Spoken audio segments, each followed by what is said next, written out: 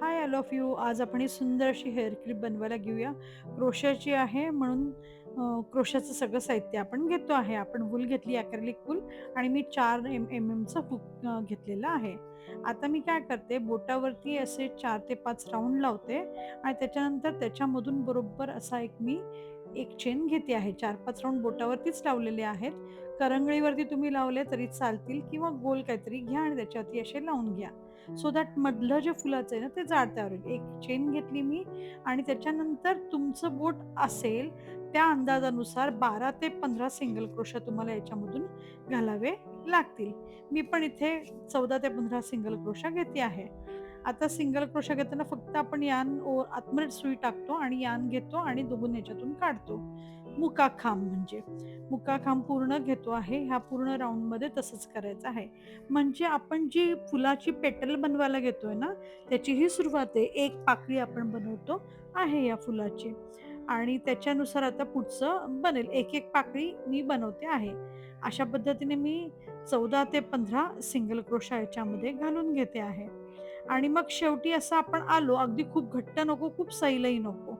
अशा पद्धतीने आलं, की मग काय करायचं आहे, फक्त एक पफ स्टिच घ्यायचा. नीट सगळ्या बाजूने हे नीट करून घ्या तुम्ही आणि हे सगळ्या बाजूने एकदम खूप घट्टही करू नका स्टिचेस.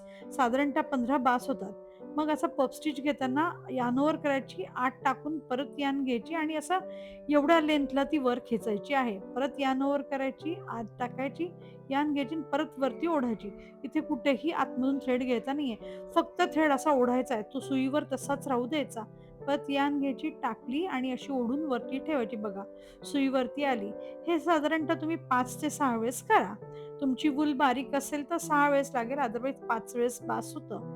बघा अशा पद्धतीने ही तुमची यान एवढी आतमध्ये होती आहे हे. आणि मग असं फक्त एक स्लिप स्टिच काढून घ्यायची आणि एक सिंगल क्रोशा घ्यायचा, बस झालं. चेन घ्यायची, सॉरी.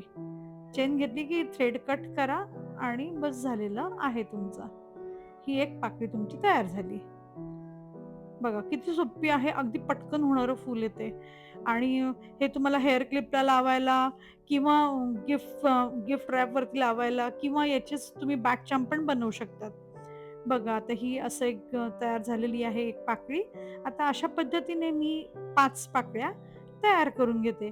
आता तुम्हाला 6 पाकळ्यांचं हवं असेल फुल तर तुम्ही 6 पाकळ्या तयार करा. आता मी इथे फक्त 5च पाकळ्या घेते आहे. 5 पाकळ्यांचं मी हे फूल तयार करून घेते.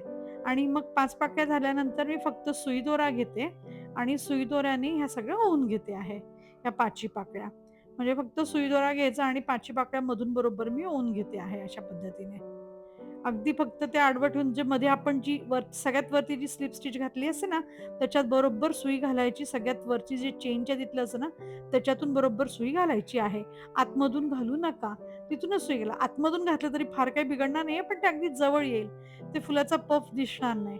त्यामुळे बरोबर ती जी सुई वरती आपण जी स्टिच घातलं ना, त्याच्यामधून घ्या.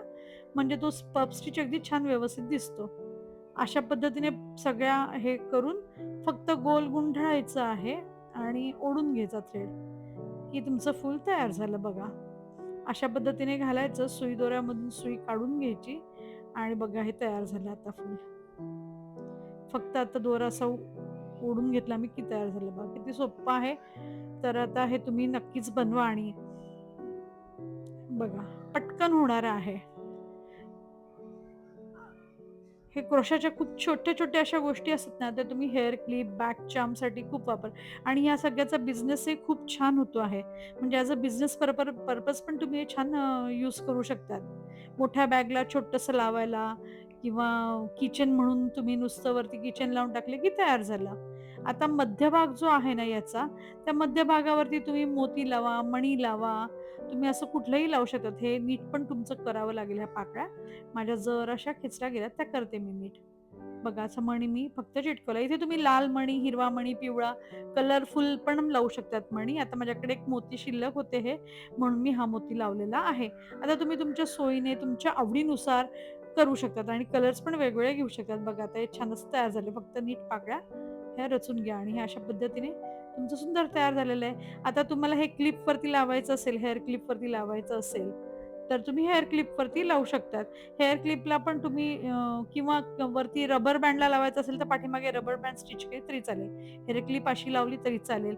ही क्लिपला दोन्ही बाजूने लावलं तरी देखील चालेल. हेअर बँड पाठीमागच्या साइडने चिटकवलं तर हेअर बँड पण तयार होईल.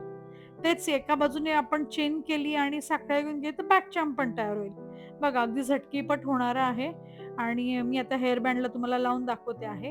हेअर बँडला लावल्यावरती हे आता असं दिसतं आहे बघा, पाठीमागून नसून पुढून नसून हेअर बँड लावलेलं की केसांना लावल्यावरती असं दिसतं. तर करून बघा. चॅनलही सबस्क्राईब करा.